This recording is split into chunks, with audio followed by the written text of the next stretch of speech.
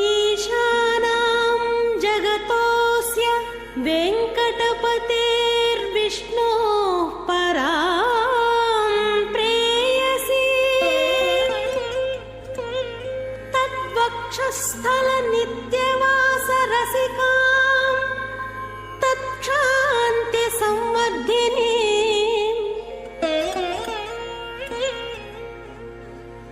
पद्मालङ्कृतपाणिपल्लवयुगां पद्मासनस्थां श्रियम् वात्सल्यादिगुणोज्ज्वलां भगवती वन्दे जगन्मातरम्।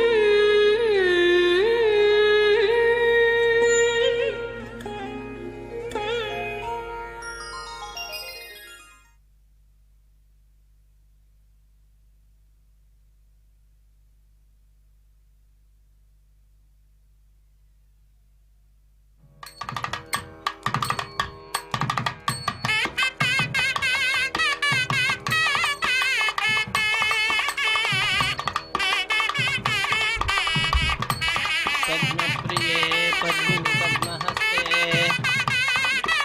पद्मालये पद्मदलायताक्षी विश्वप्रिये विष्णुमनोनुकूले त्वत्पादपद्मं मयि सन्निधत्स्व. ನಮಃ ಪದ್ಮಾವತಿ. ಪದ್ಮಾವತಿಯ ಮನೋಹರ ಕಲ್ಯಾಣೋತ್ಸವ ಕಾರ್ಯಕ್ರಮ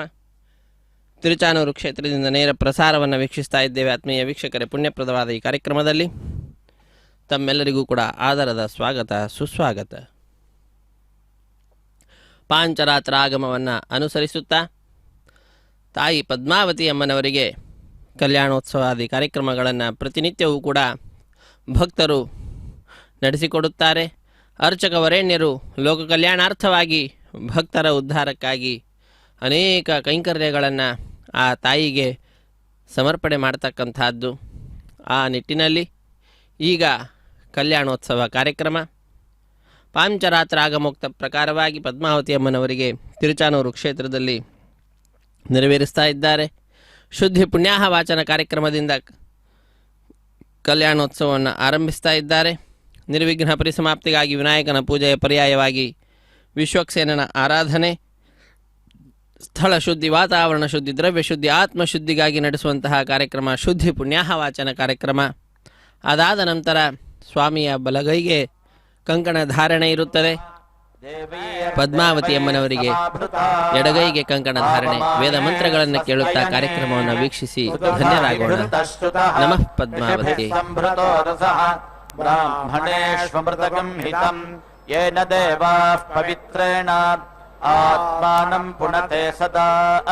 ತೇನ ಸಹಸ್ರಧಾರೇಣ ಪಾವಮಾನ್ಯಃ ಪುನಂತು ಮಾ ಪ್ರಾಜಾಪತ್ಯಂ ಪವಿತ್ರಂ ಶತೋದ್ಯಾಮಗಂ ಹಿರಣ್ಮಯಂ ತೇನ ಬ್ರಹ್ಮವಿದೋ ವಯಂ ಭೂತಂ ಬ್ರಹ್ಮ ಪುಣೇಮಹೇ ಇಂದ್ರಸ್ವನೇತೆ ಸಹ ಮಾ ಪುನಾತೋ ಸೋಮಸ್ವಸ್ಯ ವರುಣಃ ಸಮೀಚ್ಯ ಯಮೋ ರಾಜಾ ಪ್ರವೃಣಾಭಿಃ ಪುನಾತು ಮಾ ಜಾತವೇದಾಮೋರ್ಜಯಂತ್ಯಾ ಪುನಾತು ಭೂರ್ಭುವಃ ಸುವಃ ತಚ್ಛಂಯೋರಾವೃಣೀಮಹೇ ಗಾತುಂ ಯಜ್ಞಾಯ ಗಾತುಂ ಯಜ್ಞಪತಯೇ ದೈವೀ ಸ್ವಸ್ತಿರಸ್ತು ನಃ ಸ್ವಸ್ತಿರ್ಮಾನುಷೇಭ್ಯಃ ಊರ್ಧ್ವಂ ಜಿಗಾತು ಭೇಷಜಂ ಶನ್ನೋ ಅಸ್ತು ದ್ವಿಪದೇ ಶಂಚತುಷ್ಪದೇ. ಓಂ ಶಾಂತಿ ಶಾಂತಿ ಶಾಂತಿ.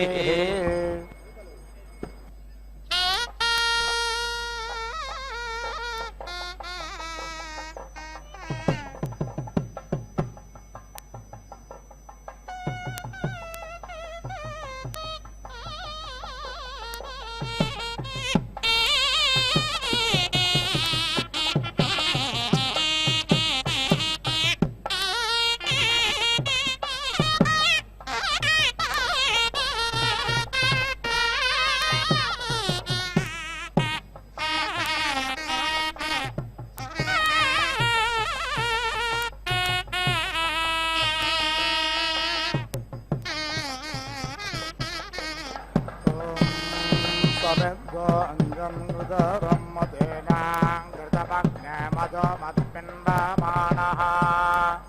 वाजे वहन् वाजिनं जातवेदो देवानां भक्ष्य प्रियमासधस्थम् घृतेनाञ्जन् सम्पदो देवयानान् प्रजानन् वाज्यप्येतु देवान् अनत्वा सप्त प्रतिशतचन्दाग्नस्वदमस्मै यजमानाय धेहे एभ्यश्चास्य वन्द्यश्च वाजिन्नासश्चास्य मेभ्यश्च सप्त अग्निष्वा देवैर्वसोभिः सजोषा वेदं मह्निं वहतु जातवेदाः तेर्नं बर्हे सुष्टरे माजुषाणोर्पृथप्रथमाणं पृथिव्यां देवेभर्युक्तमदेदिः सजोषा स्योनं गृह्वाण सोमिते दधातु एता ओवस्वभगा विश्वरोपा विपक्षोभिश्रयमाणा उदातेः विश्वासते कवशशुम्भमानाद्वारो देवे स्वप्रायणा भवन्तु अन्तरा मित्रावरोणाचरन् द्वे मुखै यज्ञानामभिसंविधाने कुशासा वाग्यासो हिरण्येषो शिल्पे ऋतस्य योना इह साधयामि प्रथमा वाग्यासरथिना सुवर्णा देवौ पश्यन्तौ भुवनानि विश्वा अपि प्रयञ्चोदनवामिमानाहोदार ज्योतिः प्रदिशा दिशन्ता आदित्यैर्नो भारतेवष्टो यज्ञज्ञ सरस्वती सह रुद्रैर्न आवेत् विलोपाहोतावसोभिः सजोषा यज्ञन्नो देवेरमृतेषु धत्ताम्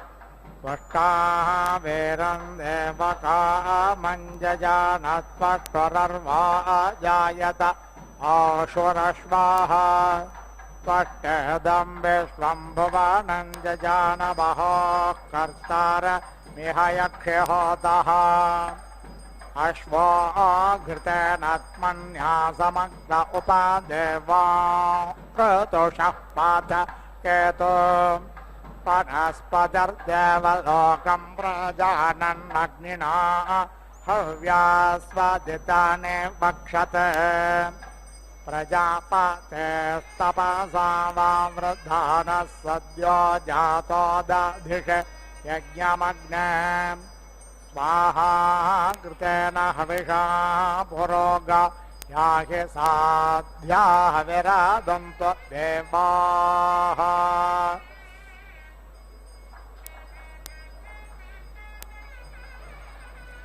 केतं कृण्वन्न केतभेपेशो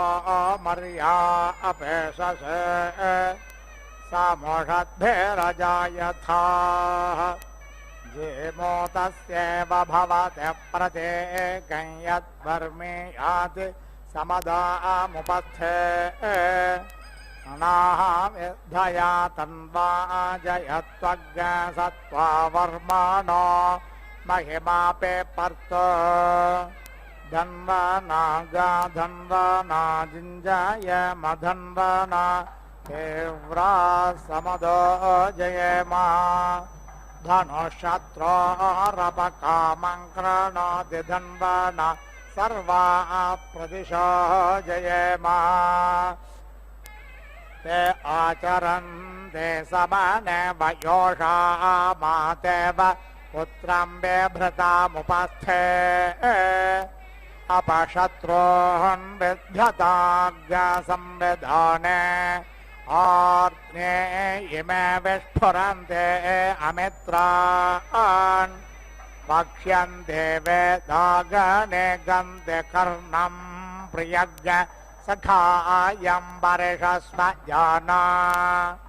योषे वसन्ते वितताधिधन्वञ्ज्या यज्ञ समाने पारयन्ते ते आचरन्ते समाने वयोषा मातेव पुत्रम् बिभृतामुपस्थे अपशत्रो अन्विध्यताज्ञ संविधाने आर्ने इमे विस्फुरन्ते अमित्रान् पक्ष्यन्ते वेदागणे गन्ते कर्णम् प्रियज्ञ सखायम् वर्षस्व जाना दोषे वशङ्ते वितताधिधन्वञ्ज्या यज्ञ समाने पारयन्ते अहेरिव भोगे पर्येति बाहुञ्ज्याया हेतिम् परिबधमानः हस्तघ्नो विश्वा वयुनानि विद्वान् पुमान् पुमाग् सम्परे पातु विश्वतः बह्वीनाम् पिता बहुरस्य पुत्रश्चाकृणोति समानावगत्या विशुधिः सङ्काः कृतानाश्च सर्वाः पृष्ठे निनध्वजयति प्रसूतः सुपर्णम् वस्ते मृगो अस्य दन्तो गोभिः सन्नद्धा पतति प्रसूता यत्र नरः सञ्च विचद्रवन्ति तत्रास्मभ्यमिषवः शर्म यज्ञसन् वनस्पते वेद्वं गोहि भूया अस्मत्सखा प्रतरणस्ववेराः गोभिः सन्नद्धो असि वेलयस्वास्थाता ते जयतु जेत्वाने तिष्ठन् नयति वाजिनः पुर यत्र यत्र कामयते सुषारथिः अभीषूणां महिमानं वनायतमनः पश्चादनो यच्छन्ति रश्मयाः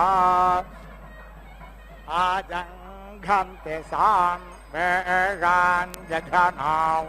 उपजिघ्नते अष्टाजने प्रचेतसोऽश्वान् समत्सो चोदया उपश्वासय पृथिवे मुतद्याम्बोरुत्राते मनुताम् विष्ठेदं जगत्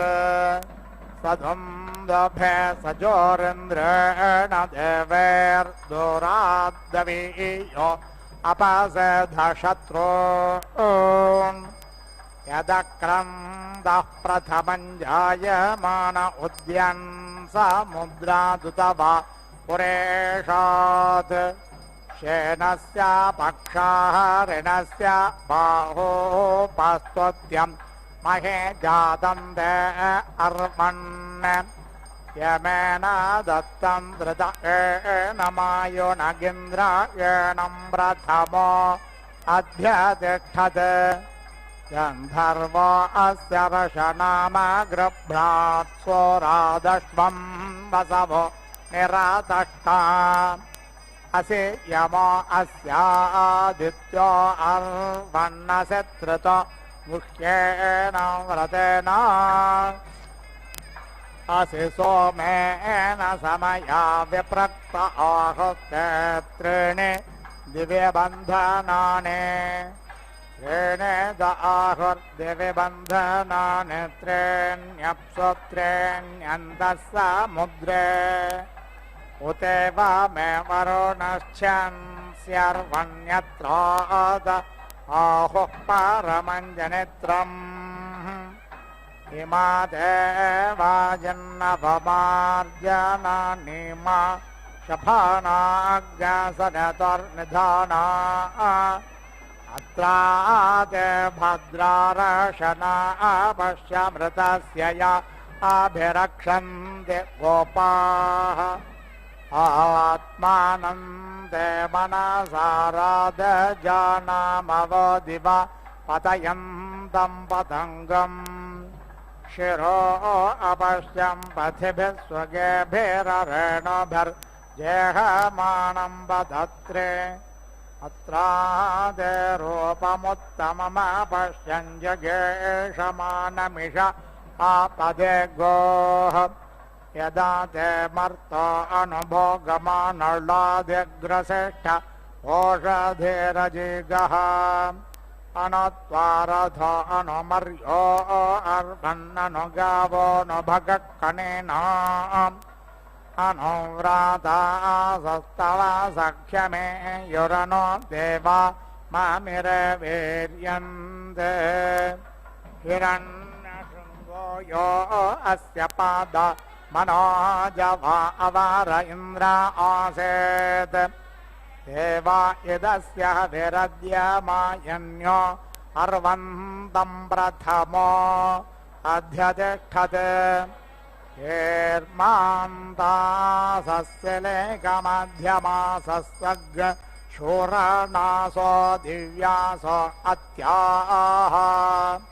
हग्सा एव श्रेणिषो यतन्ते यदाक्षेषुर्दिव्यमज्ममश्वाः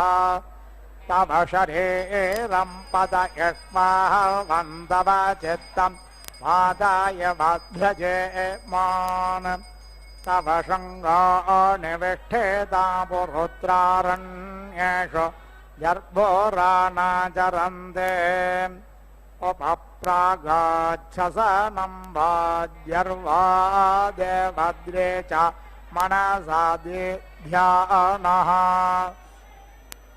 अजः पुराणे यतेनाभिरस्यानो पश्चात् कवयो यन्तिरेभाः उपप्रागात् परमं यत्सधस्थमर्वाौ अच्छा पितरम् मातरम् च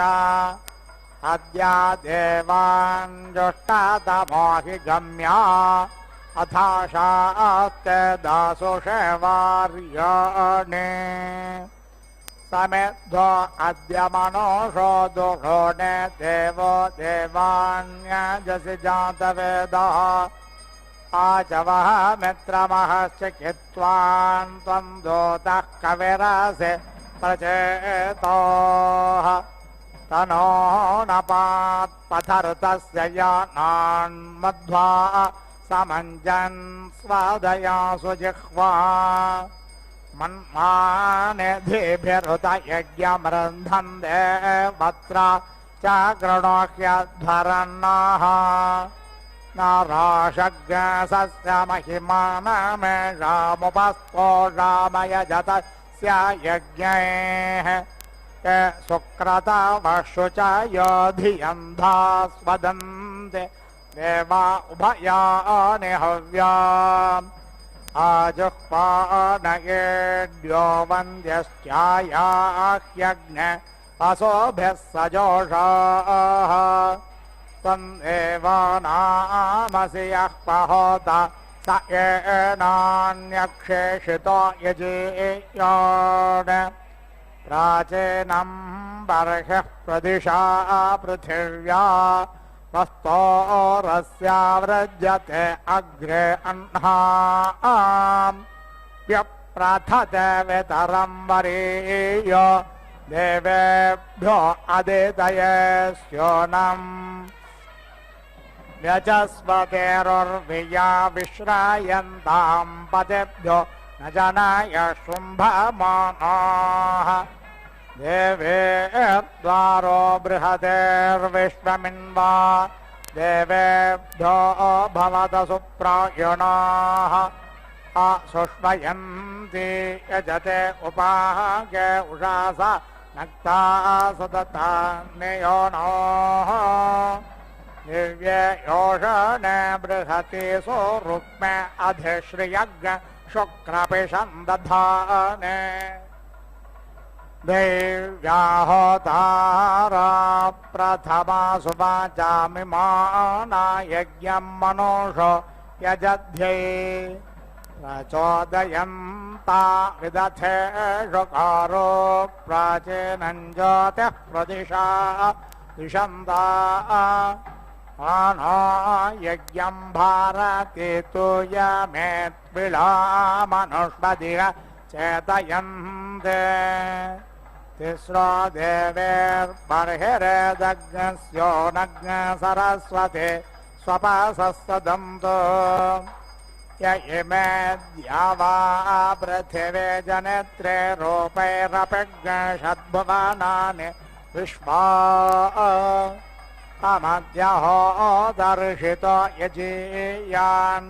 देवं वष्टारमिह यक्षविद्वान् उपावसृजत्मन्यासमञ्जन् देवानाम् आधारदुताहवेग्षि वनस्पतिश्रमिता देवो अग्निस्पदन्तु हव्यम् मधुना घृतेन सद्यो जातो व्यमिमेत यज्ञमग्निर्देवानामभवत्पुरोगोः अस्य होतः प्रदिश्रितस्य वाचि स्वाहा कृतज्ञ हविरादन्तो देवाः अग्नये गायत्राय प्रवृतेराधन्दरायाष्टाकपाल इन्द्राय त्रेष्टोभाय पञ्चदशाय बार्ह तायैकादशकपालो विश्वेभ्यो देवेभ्यो जागतेभ्यः सप्तदशेभ्यो पैरूपेभ्यो द्वादशकपालो मित्रावरुणाभ्यामानुष्टुभाभ्यामेक विघ्नशाभ्याम्बैराजाभ्याम् पयस्य बृहस्पतये पाङ्क्ताय तृणवाय शाक्पराय चरुस्समित्र औष्णेहाय त्रयस्त्रिघ्नशाय रैवताय द्वादशकपालः प्राजापत्यश्चरु तदित्यै विष्णुपत्ने चरुरग्नये वैश्वानराय द्वादशकपालो नो मत्या अष्टाकपालः आग्नेयः कृष्णग्रेवः सरस्वती मेषे बभ्रुः सौम्यः पौष्णश्यामश्चेति पृष्ठो बार्हस्पत्यः शिल्पो वैश्वदेवः ऐन्द्रो रुणो मारुतः कल्माष ऐन्द्राग्नः सग्न हेतोद्धोरामः सावित्रो वारुणः कृष्ण एकशतिपात्पे त्वाहा अग्नयने गवते रोहिताञ्जलनड्वानधोरामौ सावित्रौ पौष्णो रजतनाभि वैश्वदेवोऽपि शङ्गौ तु परो मारुतः कल्माष आग्नेयः कृष्णो सरस्वती मेषे वारुणः पेत्वाहा अस्य जरसोदमामरित्रा अर्चद्धो मासो अग्नयः पावकाः श्वेते च यश्वात्रासो भरण्यवो वनर्षदो वायवो न सोमाः हरयो धूमकेतवो माता ज्योता उपाद्यवे यतन्ते वृथा गग्नयः यजानो मित्रावरुणा यजा देवामृतं बृहत् अग्नेयक्षस्पन्दमम् युक्ष्वाहि देवहोता मां अश्वां अग्ने पथिरेवा निहोता पूर्व्यस्सदः देविरोपेचरतस्पर्थे अन्यान्या वत्समुपधापयेते हरेरन्यस्यां भवति स्वधावाञ्छुक्रो अन्यस्यां ददृशे सुवर्चाः अयमिह प्रथमो धाय धात्रभर्होता ज्येष्ठो अध्वरेष्वेढ्यः यमप्रावानो मृगावो वीरुरुचर्वणेषु चित्रं विश्वं विषे येने शताब्दे सहस्राण्यज्ञश्च देवानवदा सपर्यन्न ओक्षं धृतेरस्त्रनं बर्हिरस्मा आदिद्धोतारण्या साधयन्ता धानं दिवो आरतिं पृथिव्या ईश्वानरमृत आजातमग्निं तवेज्ञसम्राजमते चिञ्जनासन्नापात्रञ्जनयन्त देवाः अग्रौरुद्राणे जङ्गणद्रविणः सर्वे पन्यया समेद्धशुक्र आहुतः विश्वेभ्यः सौम्यं मद्धग्न इन्द्रेण वायुना पिबा मित्रस्य धामभिः आयदिशेन्द्रपतिं तेजानक्षुशरेत निषिक्तं द्यौरभिके अग्निशर्धमनवद्यैवानग् स्वाभ्यञ्जनयत्सोदयच्च अग्निशर्धमहते सौभाग्याय तवद्युम्नान्योत्तमानि सन्तो सञ्जास्पत्यग्निस्वयममाकृणुष्व शत्रो यता मभितिष्ठामः अग्नेसे आज्ञेः मन्द्रता ममर्कशोकैर्वावृमहे महेन श्रोष्यग्ने इन्द्रन्नत्वा शवसा देवता वायुं प्रणन्ते राधसा नृतमाः ते अग्ने स्वाहुता प्रियासः सन्तो सूरयाः अन्तारो ये मघवानो जनाना मूर्वान्दयन्दगोनाम् स्वधेष्वत्कर्णवह्ने भर्देवैरग्न सयावभिः आसेदन्तो बर्हिषे मित्रो अर्यमा प्रातर्यावाणो अध्वरम् विश्वेषामदेतर्यज्ञयाः नाम विश्वेषामदेधर्मानुषाणाम् अग्निर्देवानामव आवृणान स्वमृळेको भवतो जातवेदाः महो अग्नः समिधानस्य शर्मण्यनाग मित्रे वरुणे स्वस्तये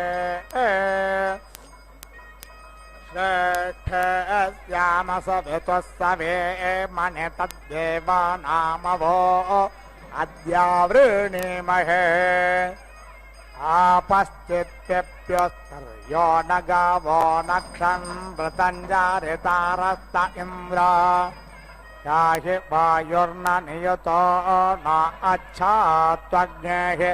धेभ्यर्दयसे विवाजान् गाव उपावतावतं महे यज्ञस्य रप्स्वदा उभाकर्णा हिरण्यया यदद्यसोर उदिते नागामित्रो अर्यमा सुवाते सविता भगाः आसुते सिञ्चत श्रियज्ञ रोदस्योरभिश्रियम् प्रसादधितवृषभं तं रत्नथायं वेणश्चोदयत् आतिष्ठन्तं परिविश्वे अभूषन् श्रियो वसानश्चरति स्वरोचिः महत्तद्विष्णो असुरस्य नाम विश्वरूपो अमृतानितस्थो प्रवो महे मन्दमानायान्धसोर्चा विश्वानाराय विश्वाभुवे इन्द्रस्य यस्य स्वमाखज्ञ सह महेश्रवो रम्णम् च रोदसे सपर्यतः बृहन्ने दिध्म येषाम् भोरे शस्तम् ऋतुस्वरोः येषामिन्द्रो युवा सखा इन्द्रे हिमत्स्यन्धसो विश्वेभिः स्वामपर्वभिः महा अभृष्टिरोजसा इन्द्रो वृत्रमावृणोच्छर्दने ते प्रमायिनाममिनार्दर्पणे ते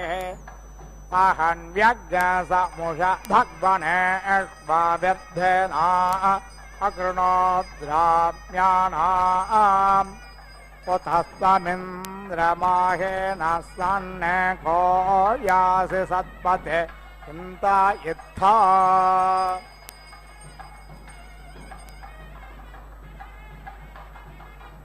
सम्पृच्छसे समरण शोभानेर्वोचे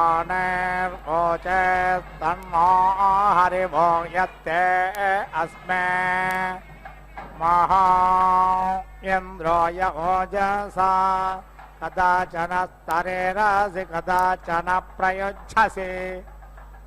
तत्ता इन्द्राय वः पणन्ताभियोर्वङ्गो मन्तन्ति तृत्सान् सकृत्स्वं ये पूर्वपुत्रां महेज्ञसहस्रधारां बृहते दुदुक्षन्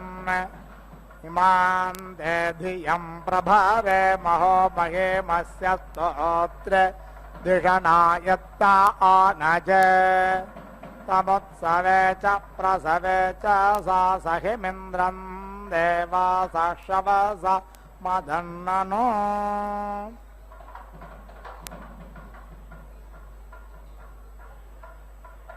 बिभ्रान् बृहत्ते वधु सौम्यं मध्वायुर्दधद्यज्ञपाता अभिहृतम्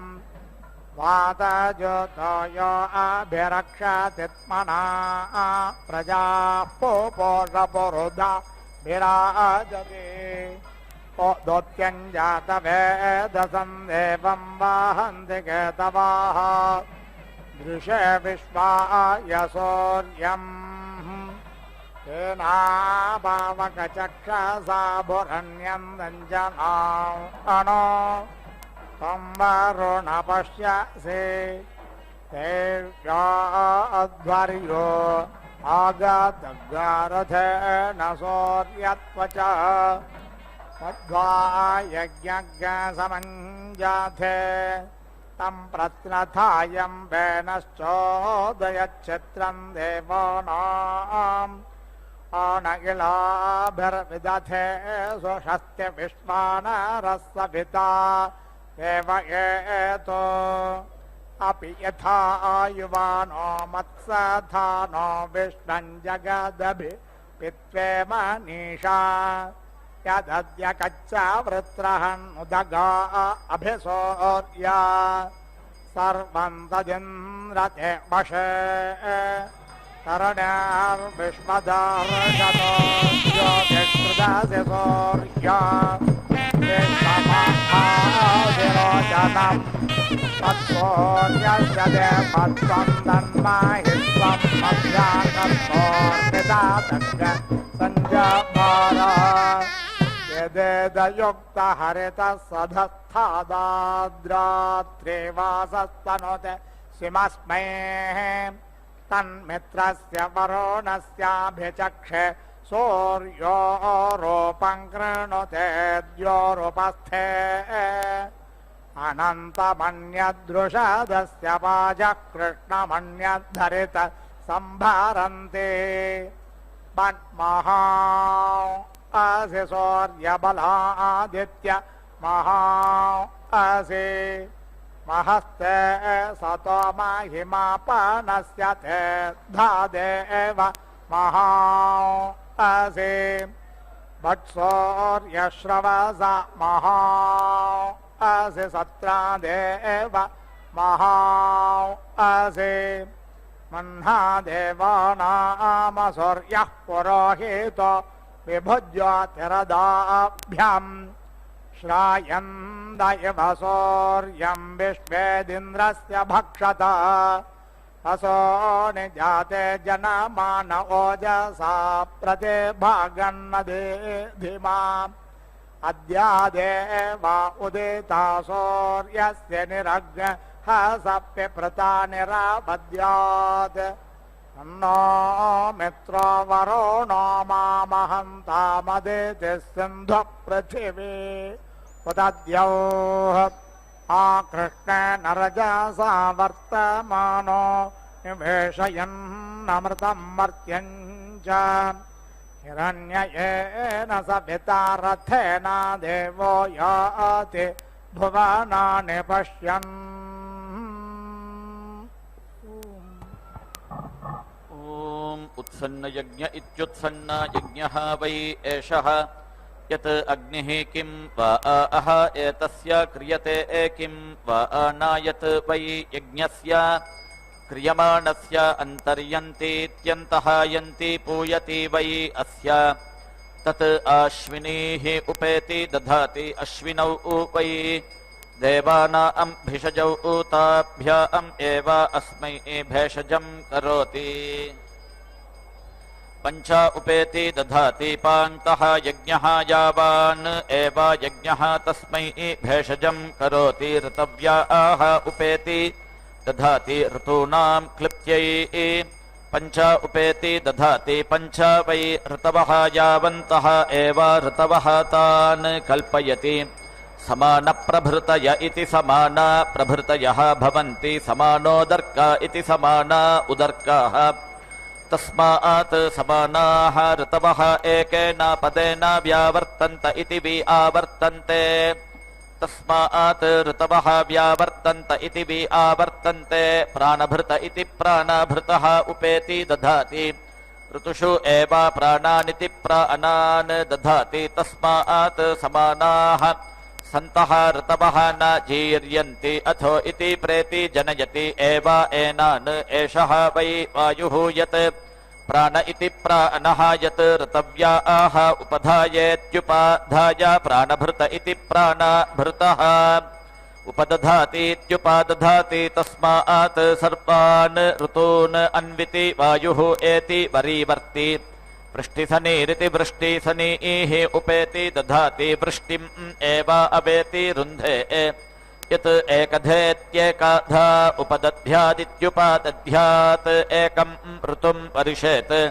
अनुपरिहारमित्यनुपरिहारं साधयति तस्मात् सर्वान् ऋतून् वर्षति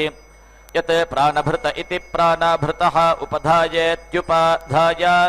वृष्टिसनीरिति वृष्टिसनीः उपदधातीत्युपादधाति तस्मात् वायुप्रच्युतेति वायुप्रच्युता दिवः वृष्टिः ईर्ते पशवः वै वयस्याः नाना मनस इति नाना मनसः खलु वै पशवः नाना अव्रता इति नाना व्रताः ते अपः एव अभीति समनस इति सा मनसः यं कामयेत अपशुः स्यात् इति वयस्याः तस्य उपधायेत्युपाधाय अपस्याः उपेति दध्यात् असंज्ञानमित्यसंज्ञानम् एव अस्मै पशुभिरिति पशुभिः करोति अपशुः एव भवति यं कामयेत पशुमानिति पशुमान् स्यात् इति अपस्याः तस्य उपधायेत्युपाधाय वयस्याः उपेति दध्यात् संज्ञानमिति संज्ञानम् एव अस्मै पशुभिरिति पशुभिः करोति पशुमानिति पशुमान् एव भवति चतस्रः पुरस्तात् उपेति दधाति चत्वारि तस्मात् चत्वारि चक्षुषः रूपाणि द्वे इति शुक्ले इति द्वे इति कृष्णे इति मूर्धन्वतीरिति मूर्धन्वतीः भवन्ति तस्मात् पुरस्तात् मूर्धा पञ्च दक्षिणायां श्रोण्याम् उपेति दधाति पञ्च उत्तरस्यामित्युत्तरस्याम् तस्मात् पश्चात् वर्षीयान् पुरस्तात् प्रवण इति पुरस्तात् प्रवणः पशुः बस्तः वयः इति दक्षिणे अगंसे उपेति दधाति वृष्णिः वयः इति उत्तर इत्युत्तरे अगंसौ एव प्रतीति दधाति व्याघ्रः वयः इति दक्षिणे पक्षे उपेति दधाति सिंहः वयः इति उत्तर इत्युत्तरे पक्षयोः एव वीर्यं दधाति पुरुषः वयः इति मध्ये तस्मात् पुरुषः पशूनाम् अधिपतिरित्यधिपतिः इंद्र अग्नि इति इंद्र अग्नि अव्यथमानाम् इति स्वयमातृणामिति स्वयम् आतृणाम् उपेति दधाति इंद्राग्निभ्यामिति इंद्राग्निभ्याम् वै इमौ लोकौ विधृताविति विधृतौ अनयोः लोकयोः विधृत्या इति विधृत्यै अधृता इव वै एषा यत् मध्यमा चितिः अन्तरिक्षम् इव वै एषा इंद्र अग्नि इति इंद्र अग्नि इति आह इंद्राग्नि इति इंद्र अग्नि वै देवानाम् ओजो भृता वित्योजः भृतौ ओजसा एव एनाम् अन्तरिक्षे चिनुते धृत्यै स्वयमातृणामिति स्वयम् आतृणाम् उपेति दधाति अन्तरिक्षम् वै स्वयमातृण्येति स्वयम् आतृण्णा अन्तरिक्षम् एव उपेति धत्ते अश्वम् उपेति घ्रापयति प्राणमिति प्राणम् एव अस्याम् दधाति अथो इति प्राजापत्य इति प्राजापत्यः वै अश्वः प्रजापतिनेति प्रजापतिना एव अग्निम् चिनुते स्वयमातृण्येति स्वयम् आतृण्णा भवति प्राणानामिति प्राणानाम् उत्सृष्ट्या इत्युत सृष्ट्यै अथो इति सुवर्गस्येति सुवहागस्य लोकस्य अनुख्यात्या इत्यनुख्यात्यै देवानां वै सुवर्गमिति सुवहागं लोकम् यतां दिशः समिति अव्लीयन्त ते एताः दिश्याः अपश्यन् ताः उपेति अदधता ताभिः वै ते दिशः अदृगम्हन् यत् दिश्याः उपदधातीत्युपादधाति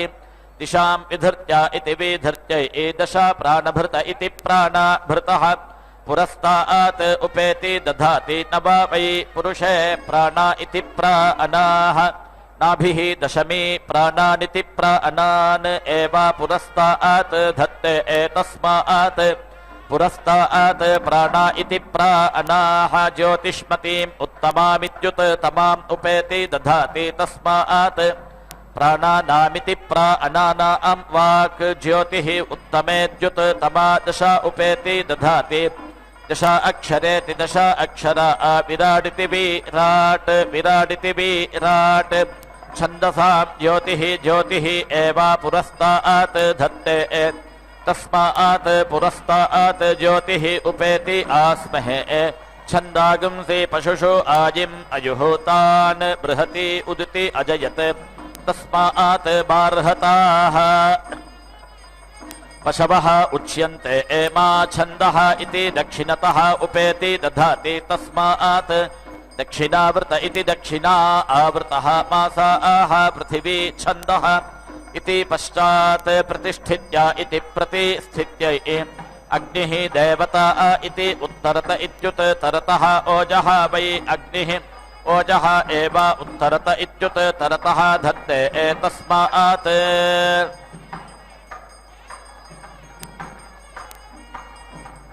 उत्तरतो अभिप्रयायीत्युत्तरतः अभिप्रयायी जयति षट्त्रिगुंशतिति षट्त्रिगुंशत् समिति पद्यन्ते षट्त्रिगुंशदक्षरेति षट्त्रिगुंशत् अक्षरा बृहति बार्हताः पशवः बृहत्या एव अस्मै पशून् अवेति रुन्धे बृहति छन्दसां स्वाराज्यमिति स्वराज्यम् परीति इयाय यस्य एताः उपधीयन्त इत्युपधीयन्त गच्छति स्वराज्यमिति स्वराज्यम् सप्त बालखिल्या इति बालाखिल्याः पुरस्तात् उपेति दधाति सप्त पश्चात् सप्त वै शीर्षण्याः प्राणा इति प्राणाः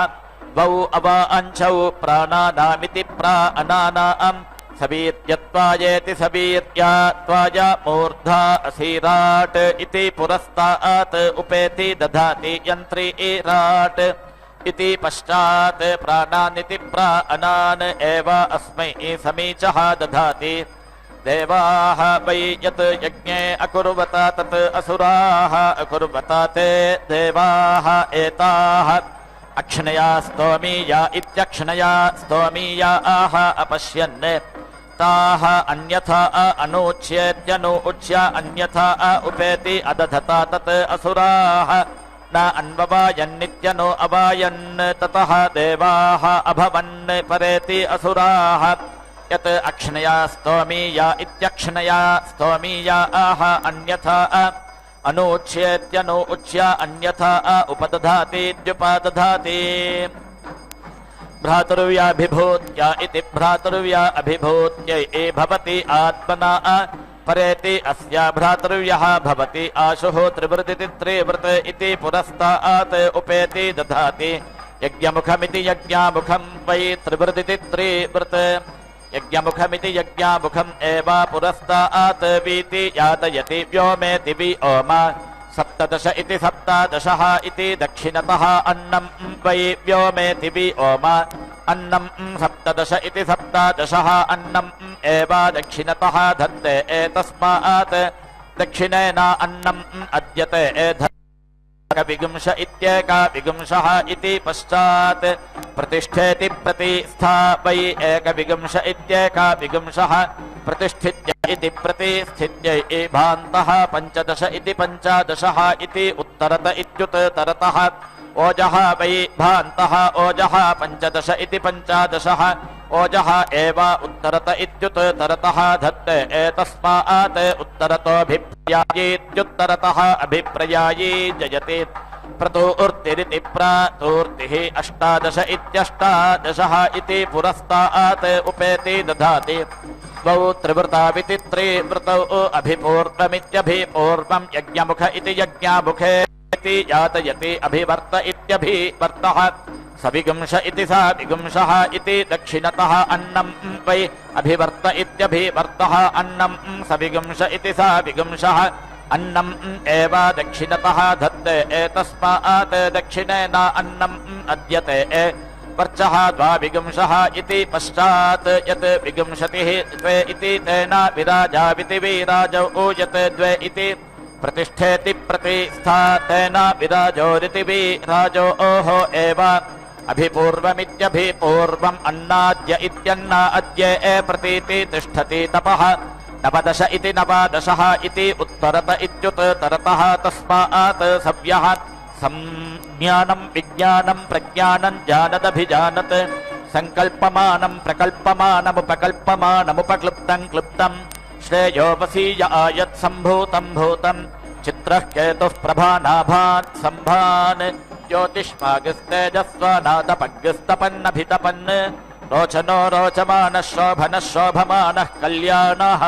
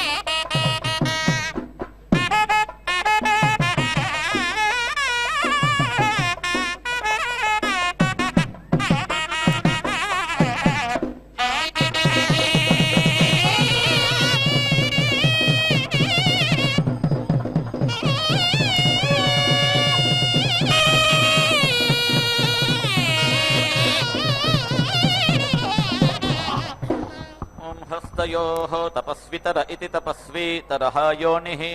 चतुर्विगंश इति चतुः विगंशः इति पुरस्तात् उपेति दधाति चतुर्विगंशत्यक्षरेति चतुर्विगंशति अक्षराः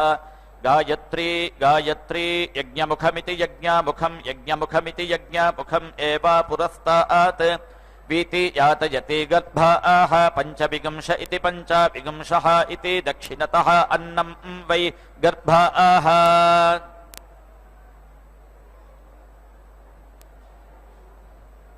अन्नं पञ्चविगंशा इति पञ्चविगंशाः अन्नम् एव दक्षिणतः धत्ते एतस्मात् दक्षिणेन अन्नम् अद्यते ओजः तृणव इति त्रीनवः इति पश्चात् इमे वै लोकाः तृणव इति त्रीनवः एषु एव लोकेषु प्रतीति तिष्ठति सम्भरण इति सम्भरणः त्रयो विगंश इति त्रयः विगंशः इति उत्तरत इत्युत्तरतः तस्मात् सव्यः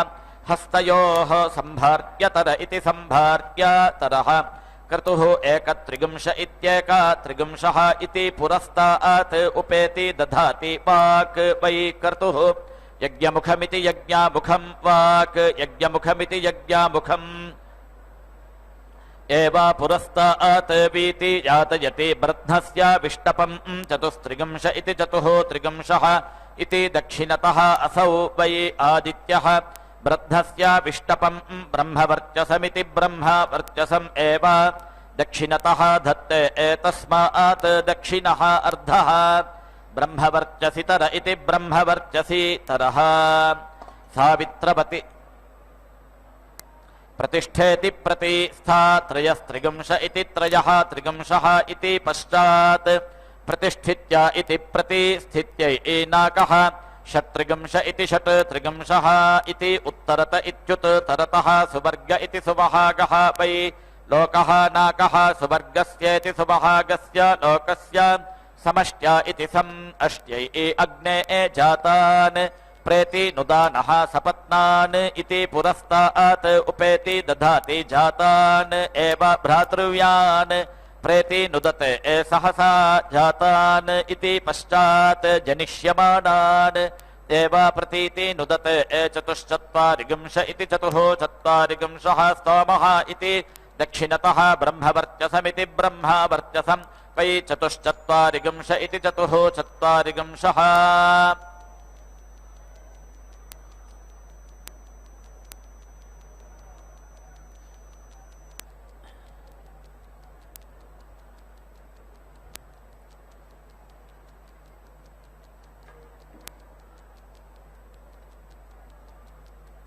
अग्नेः भागः असि इति पुरस्तात् उपेति दधाति यज्ञमुखमिति यज्ञामुखम् वै अग्निः यज्ञमुखमिति यज्ञामुखम् दीक्षा यज्ञमुखमिति यज्ञामुखम् ब्रह्म यज्ञमुखमिति यज्ञामुखम् त्रिवृदिति त्रिवृत् यज्ञमुखमिति यज्ञामुखम् एव पुरस्तात् वीति यातयति नृचक्षसामिति नृचक्षसा भागः असि इति दक्षिणतः शुश्रुवागंसः वै नृचक्षस इति नृचक्षसः अन्नम् धाता जाताय एव अस्मै अन्नम् अपीति दधाति यो दीक्षामतिरेचयति सप्ताहम् प्रचरन्ति सप्तवैशीर्षण्याः प्राणाः प्राणादीक्षा प्राणैरेव प्राणान् दीक्षामवरुन्धे पूर्णाहुतिमुत्तमाञ्जुहोति सर्वम् वै पूर्णाहुतिः सर्वमेवाप्नोति अथो इयम् वै पूर्णाहुतिः अस्यामेव प्रतितिष्ठति ॐ नारायणाय विद्महे वासुदेवाय धीमहि तन्नो विष्णुः प्रचोदयात् स्वाहा ॐ महादेव्यै च विद्महे विष्णुपत्न्यै च धीमहि तन्नो लक्ष्मीः प्रचोदयात् स्वाहा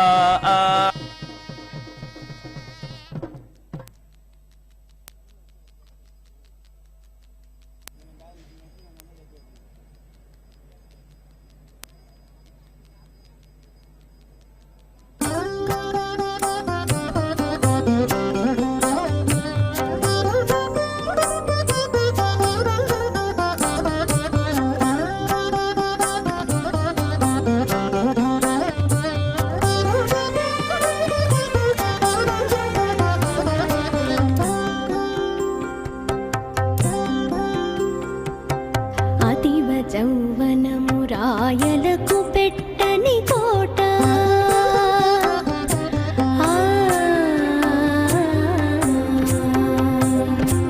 అతివ జౌవనము రాయలకు పెట్టని కోట పతి మదన సుఖ రాజ్య భారంబు నిలుప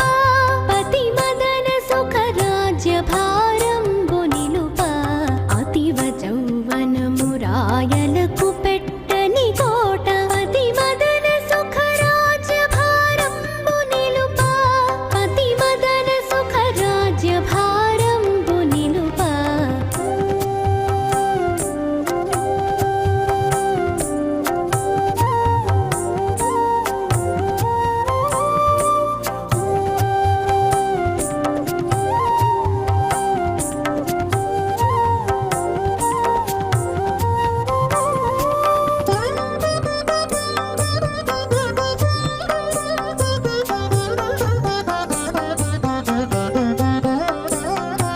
కాంతకను చూపు మేఘంబులో పలి మెరుగు కాంతుని మనంబు చీకటి పాపను కాంతకను చూపు మేఘంబులో పలి మెరుగు కాంతుని మనంబు చీకటి పాపను ఇంటి చక్కని వదన మిందు బింబము విభుని వంతకను దోయి కలువల చొక్క చేయ ఇంటి చక్కని వదన మిందు బింబము విభుని వంతకను దోయి కలువల చొక్క చేయ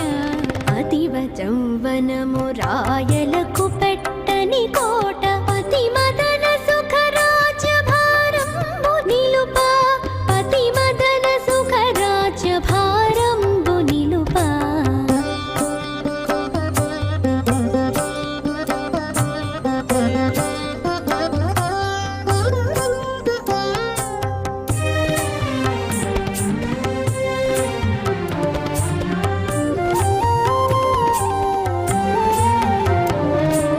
అలివేణి ధమ్మిల్ల మంధకారపు భూమి కలికిరమణులకు నే కథమొసగను అలివేణి ధమ్మిల్ల మంధకారపు భూమి కలికిరమణులకు నే కథమొసగను పొలధికి బాహువులు పువ్వు తీగెల కొనలు పొలసి ప్రాణేశువన కొనల తలబెనచ పొలధికి బాహువులు పువ్వు తీగెల కొనలు పొలసి ప్రాణేశువన కొనల తలబెనచ అతివ జౌవనము రాయలకు పెట్టని కోట